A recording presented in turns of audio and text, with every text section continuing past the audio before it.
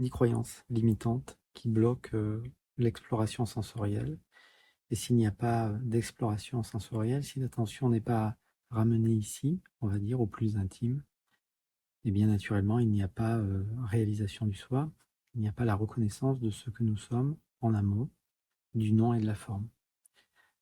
Donc je risque de me perdre dans des systèmes, dans de la spiritualité, dans des traditions. Je ne critique pas, mais peut-être que la réalisation ne dépend pas d'une tradition particulière ni de la spiritualité. Et donc on va regarder 10 croyances assez spontanément. Alors on pourrait dire que comment on est une croyance, c'est un peu duel ce que je vais dire, mais on pourrait dire que ce que l'on va appeler une émotion, qui n'est rien d'autre qu'une contraction énergétique, comme elle n'est pas vécue, comme on pourrait dire elle n'est pas libérée, comme elle n'est pas conscientisée, ça va structurer plus ou moins consciemment, inconsciemment, des croyances limitantes. Je prends parfois l'exemple d'Erika, elle tombe en vélo, et au moment où elle tombe et qu'elle se casse le genou, elle ressent effectivement tout un tas de sensations. Et effectivement, comme ces sensations ne sont pas vécues, ça va lentement structurer le fait qu'elle a peur en vélo. Elle va peut-être vouloir défendre l'inverse, mais quand elle sera sur son vélo, il y aura de nouveau cette sensation qui va la poignarder, elle va dire, et qui va littéralement la bloquer. Donc on va voir effectivement 10 croyances très malheureusement partagées par beaucoup, qui nous amènent à jamais réellement nous tourner vers nous-mêmes, en tout cas vers cette exploration des sensations. Voilà. On pourrait dire que pour qu'il y ait à un moment donné, il y a réalisation, il faut qu'il y ait un demi-tour complet. Je prends souvent l'exemple d'Erika qui est aveugle de naissance. Et pour elle, le corps, ce n'est pas une image avec les bras, les jambes, etc. C'est un jeu de texture. Et d'ailleurs, elle est peut-être bien plus présente que certains d'entre nous, et pourtant, elle est dépourvue de la vue. Donc, on confond souvent l'exploration de ce que nous sommes avec l'exploration du moment présent. Le moment présent, c'est pour les petits vénards qui ont la chance de voir, d'entendre, etc. Donc, profitez-en si vous voyez, profitez-en si vous pouvez entendre. Et puis, profitons-en de pouvoir ressentir aussi le corps, puisque ce que l'on ressent, en réalité, comme étant le corps, c'est juste des sensations, des vibrations. Et plus vous allez être intime, ok, au fait, avec toutes ces sensations, et plus vous allez vous rendre compte que quand vous les observez, ces sensations, ça crée presque immédiatement une forme de tranquillité, de paix, et ça devient à un moment donné agréablement addictif, et c'est la fin des devenirs. Voilà, c'est-à-dire que la réalisation du soi, c'est la fin des devenirs. Et le moi, par définition, c'est une histoire. Ne confondons pas déjà le corps et le moi est une construction mentale. Le moi va vers des devenirs. Voilà, je veux ça dans ma vie, et puis je veux plus ça non plus. Et donc c'est cette extrême disponibilité qui, à un moment donné, va non pas éteindre le mental, parce que le but n'est pas de l'arrêter, mais on pourrait dire que le corps et le mental n'existent pas séparément. Voilà. Encore une fois, plus vous êtes agité mentalement, et plus effectivement le corps va se crisper. Au contraire, plus vous ramenez l'attention ici, c'est un peu comme un enfant qui crie. Si vous l'écoutez, il s'arrête, et à un moment donné, si vous plongez dans la vie, dans toutes les textures, je balade les mains ici, mais ça pourrait être des jeux de textures très subtils, dans le pied, dans le tibia, ça n'a rien à voir avec une pratique en particulier, parce que le but de cette démarche, on pourrait dire, c'est de réaliser en réalité qu'il n'y a personne qui ressent le corps. C'est-à-dire, c'est pas moi qui ramène l'attention au niveau du corps, c'est déjà là. Donc, partant de là, si ça commence à s'étendre, à être un vécu continu, alors s'il y a vécu continu, déjà ça ne vous rend pas important dans le monde, ça ne vous amène pas à être reconnu non plus, pas du tout. Ça vous amène à vivre ce que vous êtes déjà. Et donc là, à ce moment-là, on peut parler de réalisation. Et ce retour à ce qui est vous amène à explorer un espace dont on ne peut rien dire, qui n'est pas visuel, qui n'est même pas, enfin, on dit que c'est une toile de fond ou l'arrière-plan, tout cela c'est encore de l'imaginaire. En réalité, vous ne pouvez rien en dire. Et dans ce mystère qui englobe tout, et dans lequel tout disparaît. Et on pourrait dire que c'est un trou noir qui englobe tout. Alors, après, effectivement, tous les mots appartiennent à la dualité et sont à une sorte de traduction ou sont appelés à interprétation. Voilà. J'ai rien contre certains mots. On me l'a jamais fait, mais si un jour, par exemple, on me dit que manière de désacraliser, que c'est une manière de gommer le sacré, la manière dont je présente la réalisation. Encore une fois, comme ce n'est qu'un mot, ce mot va être interprété par les uns et les autres. Donc, il n'y a pas beaucoup de paix, il n'y a pas beaucoup d'harmonie entre les différentes traditions déjà. Donc, à partir du moment où il n'y a pas d'harmonie, c'est pas la bonne direction. À partir du moment où les traditions déjà et les courants spirituels ne s'entendent pas entre eux, ça sent le roussi. Voilà, je dis juste ça. Voilà. Après, naturellement, il y a cette notion de libre arbitre qui disparaît. Donc, si par exemple, je sais pas, j'ai pas de compétences, mais par exemple, si le yoga est venu vous chercher, c'est-à-dire que vous vous amusez pas à faire du tourisme spirituel 1 heure par jour, à faire du yoga, hein, c'est pas ça dont je parle. Mais si réellement le yoga est venu vous chercher et que vous faites 20 heures de yoga par jour, la question se pose plus. Et voilà, souvent, on joue des rôles et en fait, c'est pas nécessaire. Et à un moment donné, on peut arrêter tous ces rôles. D'ailleurs, c'est ce qui se passe quand il y a, on pourrait dire, réalisation.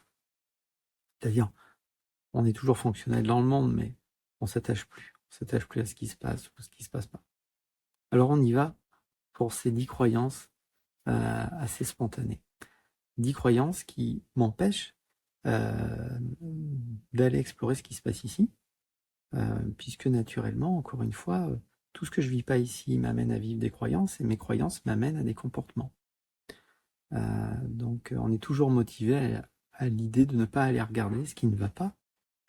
Et ce qui ne va pas pour le mental, ce qu'on appelle émotion, en réalité, ce n'est que des sensations. La peur d'être rejeté, c'est une sensation. L'impression d'être humilié, c'est une sensation. J'en passe et des meilleurs. Donc on va regarder 10 croyances qui m'amènent à ne pas aller explorer ce que je suis déjà. Première croyance, je ne mérite pas d'être heureux. Ça paraît rien, et souvent je le répète pas toute la journée.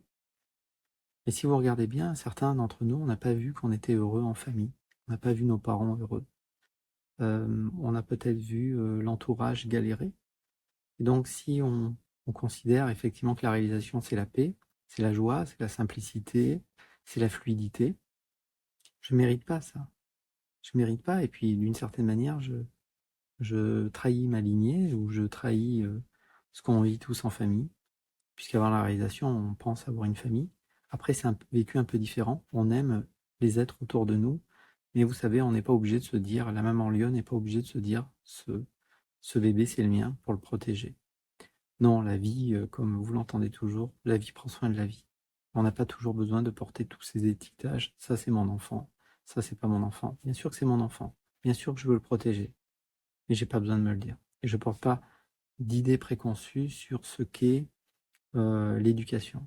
Ça aussi, ça peut être vécu après la réalisation. Donc, première, on pourrait dire des croyances. Je ne mérite pas d'être là. Donc ça, eh bien, ça m'amène à regarder la vie d'une certaine manière. Voilà, cette manière de voir la vie avec une forme d'insatisfaction globale, comme si rien ne va, si il manque des choses dans ma vie. Cette tendance à focaliser sur ce qui ne va pas. Première des croyances. Donc là encore, c'est des sensations qu'il faut explorer. Non pas aller chercher dans l'enfance ce que j'ai vécu et essayer de le bosser avec un thérapeute, même si vous pouvez toujours être dans cette démarche. Non, l'invitation, c'est vraiment d'explorer la vie quand elle se présente. Maintenant, parce que comme c'est des contractions énergétiques, tout ça, et qu'on pourrait dire, c'est un peu duel ce que je vais dire, mais que sur le plan de la forme, tout est énergie, tout est fréquence, on pourrait dire. Naturellement, s'il y a une énergie que vous portez qui n'est pas libérée, vous allez à un moment donné la rencontrer au coin de la rue. Si vous avez peur des chiens, vous n'avez pas besoin d'explorer quand ça a commencé. Le prochain chien qui montrera les dents, ça sera pour vous. Donc j'ai pas forcément besoin d'explorer sans cesse intellectuellement, mentalement mon passé. J'ai juste à plonger dans ce qui est maintenant. Parce que la vie va me resservir ce qui n'est pas géré. Deuxième croyance, je ne vaux rien sans l'approbation des autres. Donc si j'ai l'impression que je ne vaux rien sans l'approbation des autres, eh bien du coup, j'ai besoin de savoir si je ne me trompe pas. Donc j'ai besoin d'avoir la validation de quelqu'un d'autre. Et quant à faire, je vais rattacher les wagons avec un courant spirituel ou un sage ou un enseignant spirituel qui va me dire si je suis sur le bon chemin ou pas. Voilà, Ramana disait que apparemment que le gourou est intérieur. C'est-à-dire que pas le gourou dans la version catastrophe, le mot terrible, totalement déformé en Occident. Hein. Vraiment, on pourrait dire que le gourou, c'est l'expression de ce qui est du réel, au-delà du nom et de la forme. On pourrait le dire comme ça. Troisième croyance qui bloque beaucoup, c'est je finirai seul. Alors effectivement, si vous avez cette sensation que vous finirez seul, parce que peut-être que votre mère a fini seule, que c'est une sensation que vous avez, bah, la mauvaise nouvelle, c'est que vous pourriez avoir l'impression que la réalisation, ça va finir de vous isoler des autres. Donc je finirai seul. Bien sûr, c'est pas vrai. Puisqu'on pourrait dire, je vais employer quelque chose, dire une phrase un peu amusante, on pourrait dire qu'après la réalisation, vous êtes en couple avec vous-même.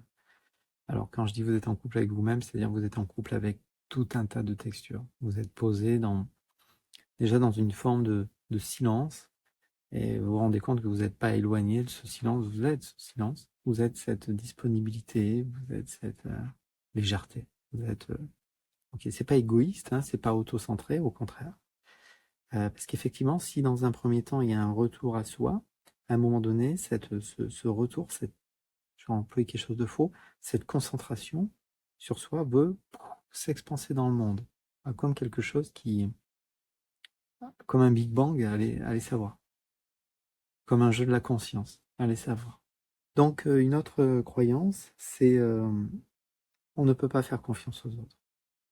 Voilà. Si réellement on ne peut pas faire confiance aux autres, si déjà je considère que des humains sont dangereux, ou que la nature humaine, c'est pas ok, alors forcément ça m'aide pas à être dans cet accueil.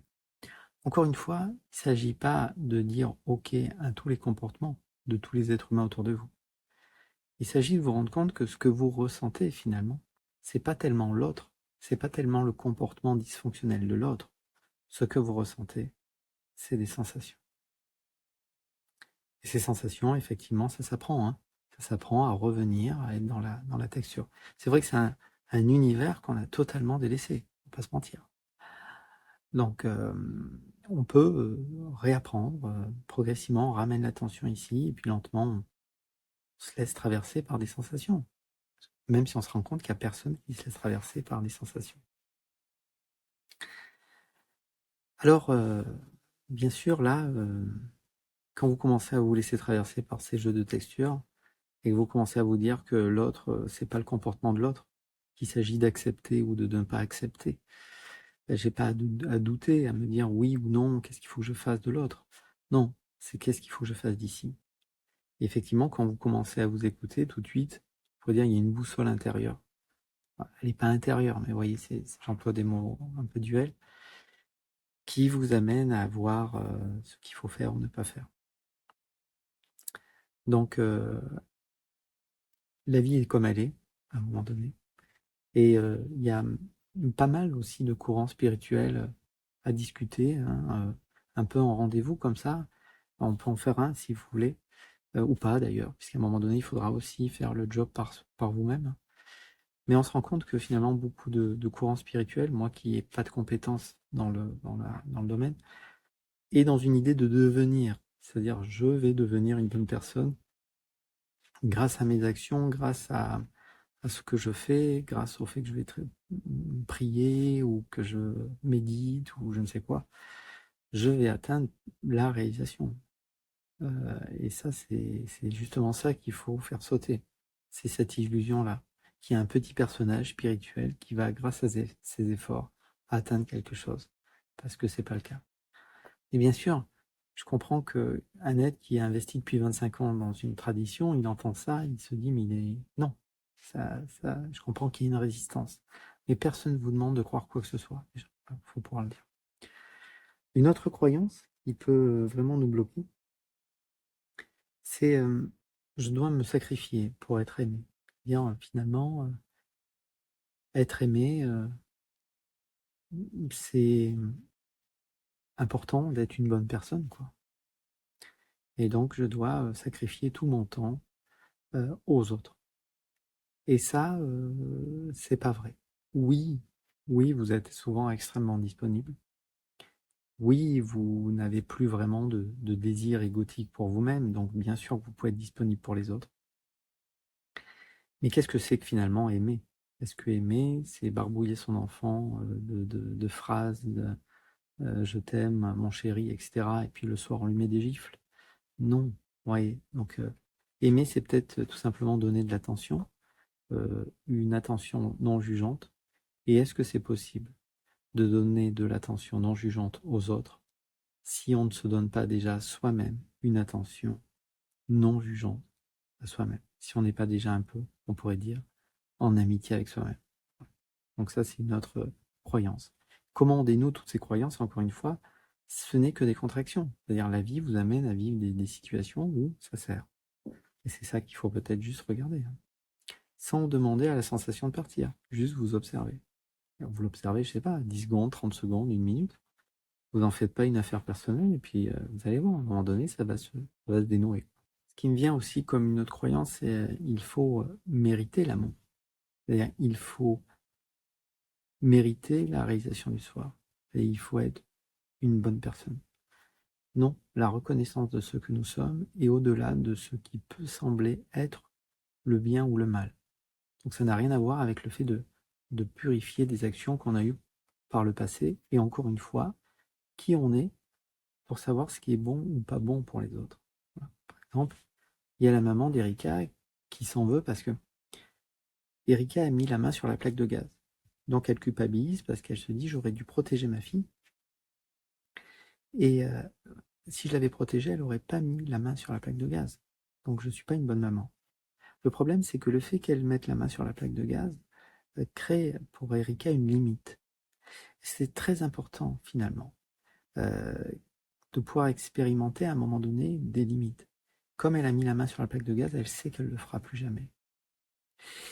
Et si finalement sa maman avait voulu contrôler la situation, peut-être qu'Erika, toute sa vie ou durant l'adolescence, elle aurait cherché des limites.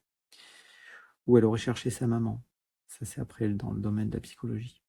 Donc c'est très intéressant, on pourrait dire, d'être à un moment donné dans l'expérimentation directe de l'existence, de toutes les textures, de toutes les saveurs. Et puis reconnaître qu'en fait, souvent, certains comportements qu'on a eus, qu'on aurait pu juger comme positifs ou négatifs, portaient déjà en eux le germe d'une prise de conscience, pour le dire ainsi, de ce qu'on allait faire ou de ne plus faire. Il faut cacher ses émotions pour être respecté. Ou en gros, on est fort et il faut pas montrer quand ça va pas. Bon là, vous pouvez pas faire pire. Ça, c'est vraiment le masque de l'ego par définition qui pense qu'il va contrôler les choses. Alors qu'on ne contrôle même pas la respiration. Qu'est-ce que je voudrais contrôler? Mes émotions. Donc souvent, cet apprentissage qu'on fait en famille, hein, on ne fait pas ça tout seul, hein, on fait ça en famille souvent. On apprend à camoufler, tout simplement. On voit tout simplement les autres qui camouflent ce qu'ils ressentent. Ma mère a jamais montré que ça allait pas après le divorce. Je savais qu'elle allait pas, mais elle l'a pas montré. Voilà ce que va dire Erika, par exemple. Je vais faire comme maman. Parce que curieusement, moi aussi j'ai divorcé, elle va se dire. Et donc, en fait, à un moment, reconnaître notre vulnérabilité, reconnaître qu'on est petit, reconnaître qu'on contrôle pas, arrêter ce délire du surhomme qui pourrait toujours atteindre quelque chose d'autre, et puis reconnaître qu'on est traversé par des textures. Et plus vous serez établi dans maintenant, et plus vous vous rendrez compte que ce que vous auriez appelé autrefois du rejet, de l'abandon, de l'humiliation, de l'angoisse, du stress, etc., ce n'est que des sensations. Voilà. Et ces sensations, c'est encore l'expression de la conscience. Donc j'ai pas à lutter contre la conscience, si vous voyez ce que je veux dire. Donc j'ai juste à être là avec ce qui se passe. Voilà, sans résistance. Mais c'est pas une attitude égotique, c'est-à-dire c'est pas une attitude intellectuelle de dire il faut que je sois sans résistance avec ce qui se présente. Non, non. C'est un petit peu d'humilité, quoi. Pas essayer d'être humble, mais voir à quel point on a essayé de dominer, à quel point on a été arrogant dans notre attitude. On pourrait le présenter comme ça. Voilà. Si je dis non, je ne vais pas être aimé. Alors on pourrait dire qu'après la réalisation, vous pouvez passer votre temps à dire non. Parce que le but n'est pas de répondre à l'environnement.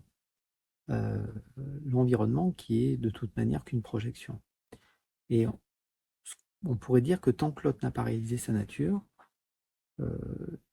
il a des attentes qui sont dysfonctionnelles pour lui-même. Donc on pourrait dire qu'après la réalisation, vous dites non, mais en disant non à l'extérieur, vous dites oui à l'intérieur. Parce que c'est une écoute, c'est une attention qui est ici, c'est ça qui donne la direction. Donc en disant non à l'extérieur, même si c'est intérieur-extérieur, ça n'existe pas, bien sûr, en disant non à une attente extérieure, vous dites oui à l'intérieur. Donc une croyance qui saute complètement, c'est je ne sais pas dire non. Ah ben je ne vais pas arrêter de dire oui en réalité. Mais en disant oui à la vie, ça va dire non à l'extérieur. Le monde est dangereux. Voilà. Bon ben là on ne fait pas mieux. Parce que c'est vrai que le mental colore tellement l'expérience. Effectivement, si vous pensez que le monde est dangereux, alors vous allez avoir l'impression que le monde est dangereux. Encore une fois, c'est prétendre savoir ce qui est juste, alors qu'on ne sait pas ce qui est juste.